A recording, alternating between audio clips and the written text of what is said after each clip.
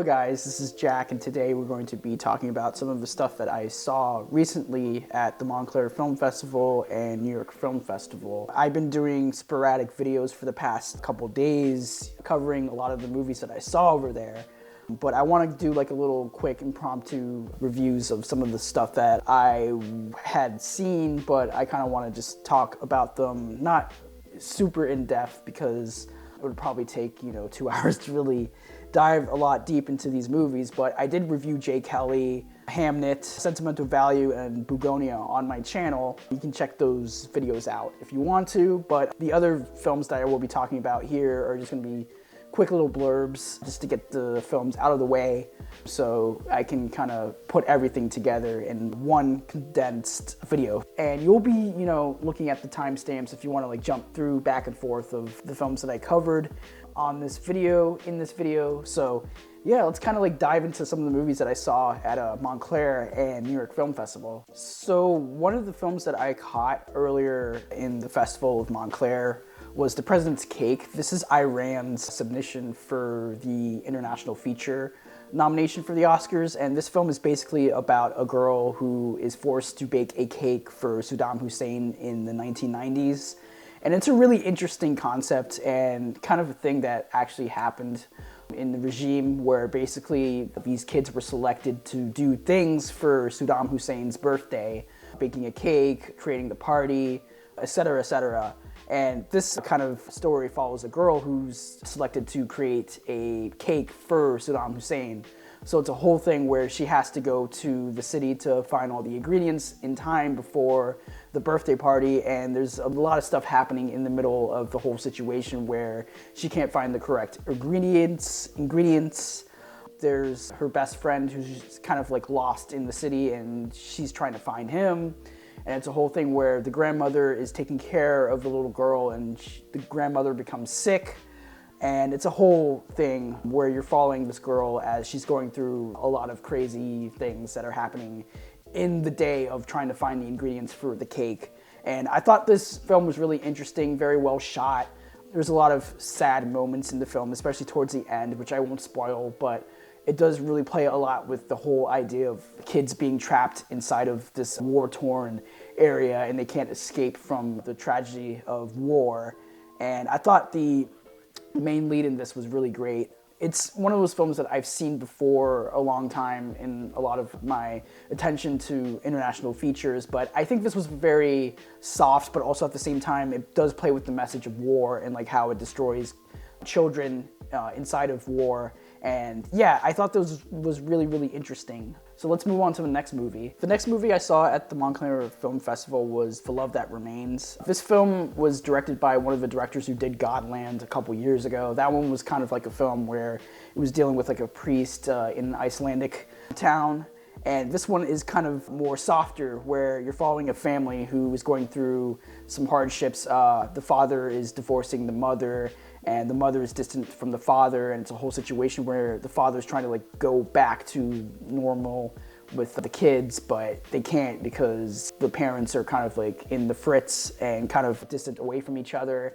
And it's shot very beautifully. There's also a really cool kind of magical realism aspect where in some sections you'll see one of the characters kind of like dream about their ambitions and their ways to kind of bring back their normal self with the family, but it's told in a way where you'll have moments where there's like a giant chicken who is terrorizing the family, some other imagery which I can't fully explain, and where it ends is very interesting. I thought this film was very unique, even though it did start to kind of like drag itself in the second half of the film, but even then, I thought the performances were really strong. I cannot pronounce any of these names. I'm not really good with them, but I thought the two leads, the mother and the father, were really great. And the kids were actually really funny throughout the entire film. But yeah, like this one was really interesting, and I'm definitely gonna like keep a lookout for more of the director's films moving on in the future. So let's move on to the next film over here in my video. So the next film I actually caught at the Montclair Film Festival was Train Dreams, which was directed by Clint Bentley. This one was really interesting because it's from the writer who did Sing Sing, and this is his directorial feature where it's kind of like the same tone where you're following a few subjects, and they're going through a lot of hardships in the set area. And this one's basically about the 20th century and how this logger, played by Joel Edgerton, is trying to live through a lot of like the tragic stuff that happened with his family.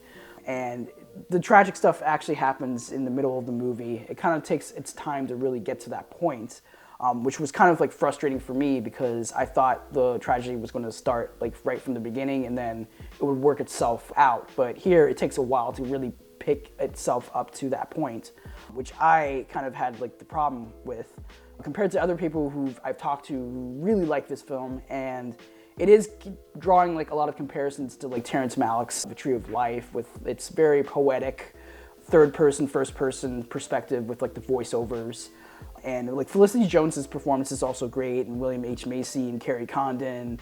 Clifton Collins Jr. is also in it. He's really good in this. But for me, when I was watching the film, it took a while to like really like get into like the emotions of the film, and once it really gets to that point, the film kind of just ends. And I think this is one of those films that I really want to kind of like go back to when it hits Netflix later this year. But I'm still kind of like in the minority of liking this film. I still think it's really good, but something that I think will probably be revisited later down the line. But for now, I'm keeping it at like the low 3.5 out of 5 rating here, and we're going to like move on to the next movie. So now we're getting to, you know, better films that I saw at the Montclair Film Festival, and this one was Magellan, which is directed by Lav Diaz. This is my first Lav Diaz film. I've never seen any of his films. I've heard a lot of things about like how his films are very slow moving, the runtimes are like really, really long, and this one is surprisingly very short at 160 minutes. As you're following Fernando Magellan, who is a navigator, a Portuguese navigator who set sail across the land to claim a lot of land with his religion. And the whole film is starting out with like its slow-moving perspective where you're following Magellan as he's talking to a lot of the monasteries and people who are inside of the religion. And then eventually the film evolves into a ship adventure film where you're following Magellan as he's recruiting all these people to his cruise. And then eventually he lands into this native land, and it's a whole situation where the natives are kind of not very happy with Magellan and how he's running things inside of the land. And then eventually it turns into a typical native versus evil situation. And I won't spoil it here, but it does take a while to really boil itself up. But then eventually I really enjoyed it, and it was probably because of like the way it was shot.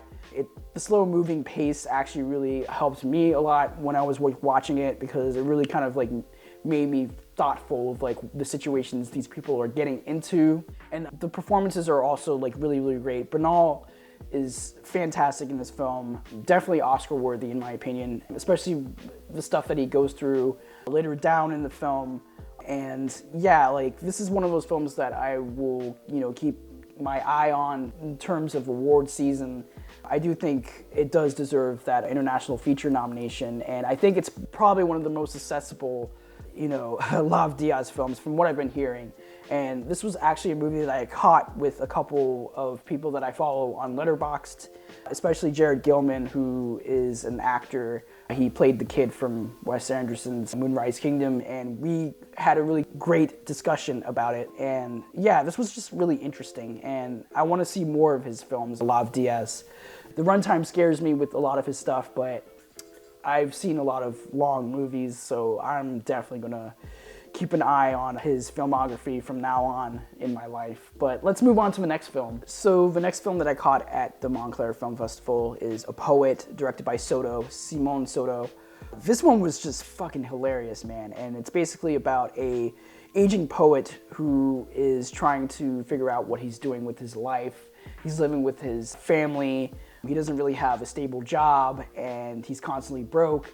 And one day he just decides to recruit himself into a school that is teaching English literature and poetry. And from there he meets this troubled teenager, Yurley, and she's very good with like poetic language and just the way of language. And that causes the main character to kind of apprenticeship this young lady, and eventually the film kind of turns into a harrowing and also kind of like darkly funny trip of just pure cringe. And from there you're following this guy who is trying to make this teenager become the best poet that she can be, but also at the same time he's trying to do the same thing, even though he's at a point in his life where he can't level up in the world because he's so stubborn and so nihilistic about his work. And from there, like, the film plays a lot with like comedic tone and dramatics and just cringe. And I keep on saying cringe because it kind of reminded me of Sean Baker's Red Rocket, where you're following a character who's troubled, who's very like on the fritz and distant away from society, but also at the same time he's one of those guys who wants to be successful, but also at the same time he's very stubborn and is very full of himself, and he continues to stumble and fall until he falls into a dark, deep hole of despair. And this movie was just like absolutely hilarious. And in the third act, something terrible happens to one of the teenagers in the film, and that causes the main character to wallow in the pain and suffering of the trouble that he has caused to this teenager. But yeah, this one was just, it was utterly hilarious, and in its like 2-hour runtime, it plays a lot with comedy and just dramatics. And I've never seen any other films from this director, but I will be keeping an eye out for his other works in the near future. But yeah, let's move on to the next film over here at the Montclair Film Festival. Bow, bow, bow. So the next film that I actually caught at the Montclair Film Festival was The Plague, directed by Charlie Pullinger, starring Joel Edgerton, Eric Blanc, and this one was really interesting because this one was another one that was premiering at the Cannes Film Festival, and I've been following it for a little bit. But after seeing this with one of my friends, John, this one was just utterly fascinating because it's following a kid who is being bullied inside of a water polo summer camp, I think in the early 2000s, and basically this kid is trying to fit into the social engineering space of these kids who are bullying another kid who is fat and is very kind of slightly off and autistic. And from there, the main character is trying to fit in with the clique, but then eventually tries to defend himself and the kid who's being bullied. And it's a whole situation where you're constantly like on the edge of your seat trying to figure out whether or not these kids are trying to be human. And yeah, this kind of reminded me of middle school. I don't want to like go super in depth about that because I think it's very reflective of our youth and the way we've grown up to be these type of people who are trying to fit into spaces that are socially engineered to kind of be part of like society. There's a lot of like crazy visuals throughout this film. I like the way the film was like shot. It has kind of like this hazy filmic cinematography throughout. I wish I could kind of like show more images of the film and videos, but there's none out there right now. But the central performance in this is really great. I've seen Everett Blunick before.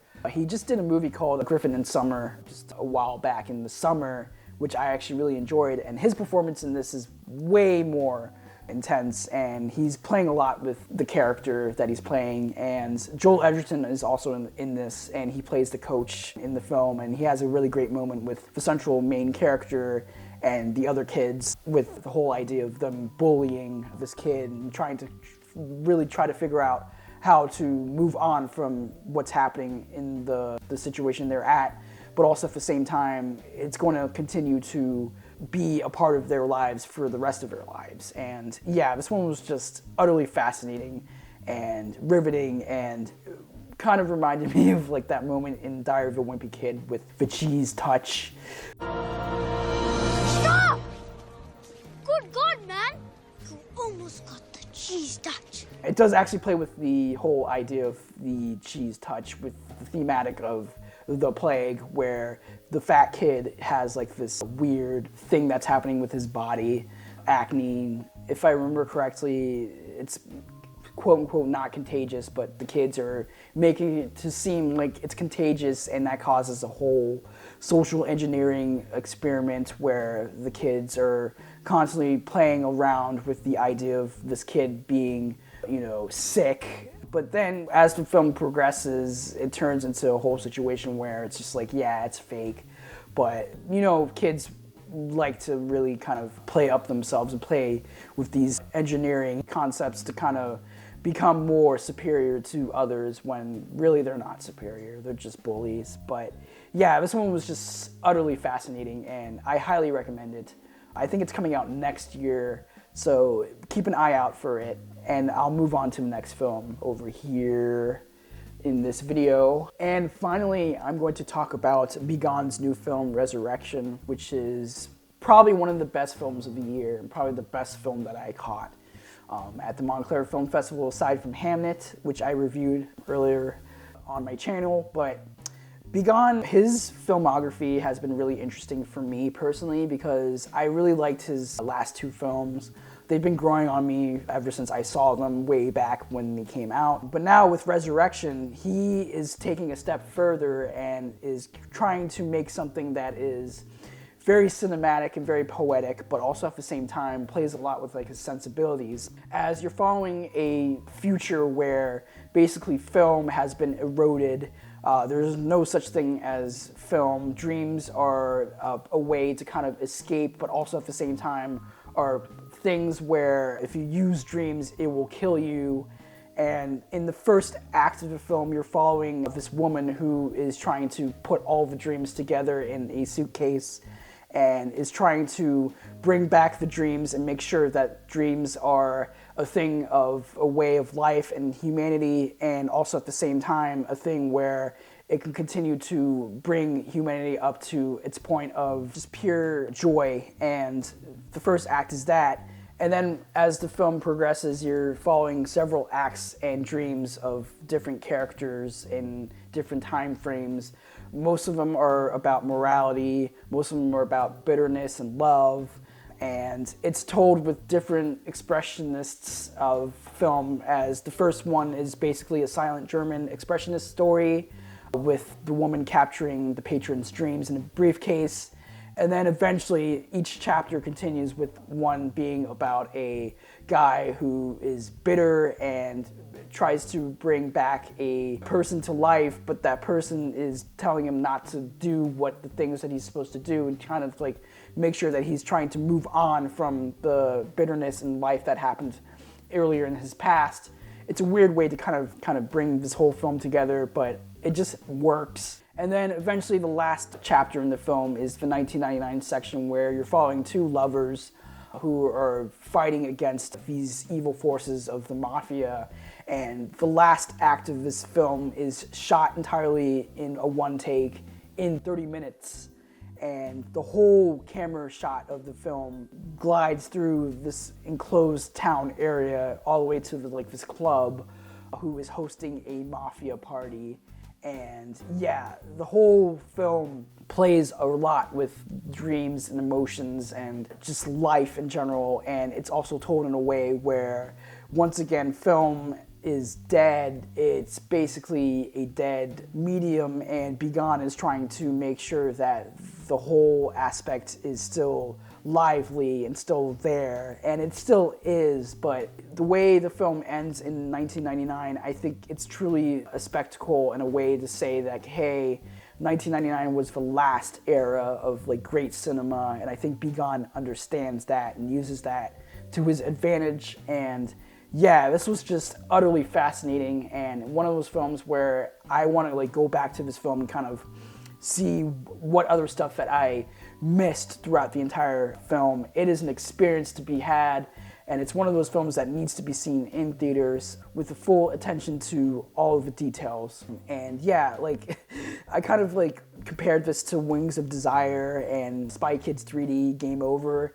You'll know when you see the movie why that is, but it also is a love letter to film, the different types of languages that we use for film, and just other like directors in the Chinese space like Wong Kar-wai and Zhai Shangji. And yeah, like this was just utterly breathtaking and one of those films that I will be watching for years to come. So the next film I want to talk about is This Thing On, which is directed by Bradley Cooper, starring Will Arnett and Laura Dern. This one was really interesting because it's more of a laid-back film about a divorced dad who wants to become a comedian as he's trying to figure out his life. It's a pretty simple film. Bradley Cooper directs this film with such attention to the overall themes of redemption, but also at the same time, the character trying to become a better person in the midst of trying to become a comedian.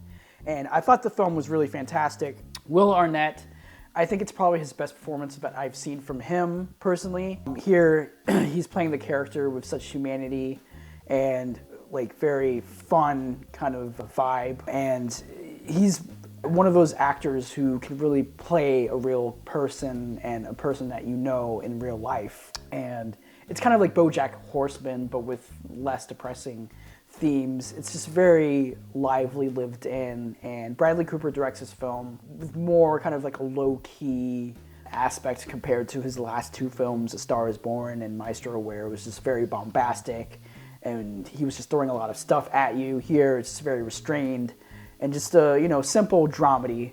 I don't have too much to say about this film. It's one of those films that is very light, breezy, easy, and just a fun movie. And I caught this with the cast on a Friday night at 9 o'clock, and it was a really enjoyable experience. I'm glad I caught it early on this year. It's coming out in December. I highly recommend it, and I'm going to move on to the next film. The next film that I want to talk about is Pillion, which is directed by Harry Leighton. I think this is his directorial debut, and this stars Harry Melling and Alexander Skarsgård. And it's basically kind of a story about a loner who is trying to find a man in his life, and he comes upon a tall biker, Alexander Skarsgård's character, and they both have a very loving relationship. And I say that in quotations because it's kind of like a submissive versus dominant relationship. And the film plays a lot with those themes throughout the entire film, and it's a really interesting romantic comedy, and emphasis on comedy because the situations that Harry Melling's character gets into is very comedic, but also at the same time very real because of the way the dom-sub demands kind of like play throughout the entire relationship. And I thought this film was just utterly fantastic. I've seen a lot of Harry Melling performances. I know him from Harry Potter from the beginning, but every time I see him in a movie, I'm always just like, man, he can give more to like his performances. And here, it's easily one of his best performances of his entire career. He's playing the loner type very well, but also at the same time, there's like a humanity to his character. You really understand why he's alone, but also at the same time, you want to root for him and become, that thing where he wants to become a better person with this dominatrix relationship. Alexander Skarsgård gives another great performance as the character who is dominant against Harry Melling's character. And the way he kind of portrays himself is through just silence and like very dominant body language, especially in the near half of the film where it turns more into a romantic relationship. But even then, it's pulled back because of the way Alexander Skarsgård's character is. He doesn't want to be, very romantic. He wants it to be very rigid and very, dom-sub. That's it. But again, I thought this film was just utterly fantastic. I don't want to go super deep into it because I will spoil more of the film if I do so, but this film is coming out next year in February. I was just very lucky to see this early this year, so it's off my plate. But it's easily one of the best romantic films of the year, and I highly recommend it. And I think that's basically it for my New York Film Festival Montclair kind of wrap-up video reviews for the films that I saw at the festivals. But yeah, I will be doing more on this channel. I'm sorry I couldn't go super in depth with a lot of these films, but I want to pull them all out in these types of small reviews so I can, get them out. So yeah, thank you guys so much. Stick around for more awards predictions, reviews, whatnot. And I hope you guys enjoy, you know, your day, night, evening, whatever the hell you're watching this at the time frame. And yeah, subscribe, like, share, spread the word out. Thank you guys. Peace out.